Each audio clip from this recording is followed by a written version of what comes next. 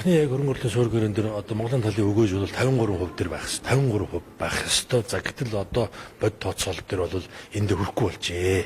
Хүрэхгүй болсон байна. За тийм учраас одоо буцаагаад энэ 53 дээр аваачихын төлөө одоо энэ чинь зөвхөн хүүнээс шалтгаалсан асуудал биш. Хүү байна. Одоо менежментийн гэрээний асуудлууд байна. За мөн бусад одоо олон зардлууд байна. Тийм ээ.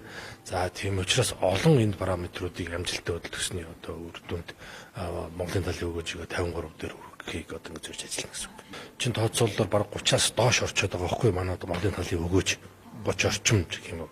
Одоо энэ чимээс ханшлаас маш шалтгаалж шүү дээ. Энэ оюутлын одоо энэ анхны хөрөнгө оруулалтын гэрийг чинь одоо 15-6 жилийн өмнө анх хэмжиж тооцоолж байхад зэсийн үн 5,000 дөнгөж гарантай байсан тийм ээ. Одоо 9,000 орчимд байна. Тэгээ энэ бүгдээс маш олон зүйлүүдээс одоо шалтгаалж энэ өгөөжүүд бол бас хөдөлж байдаг. За тийм учраас одоо бид одоо энэ 30 орчимд байгаа өгөөжийг одоо 53% хүргэхээр ингэж одоо үндсэндээ 3 суурь асуудлуудыг хэлцээр явцад ингэж хөдөлгөнө гэсэн үг.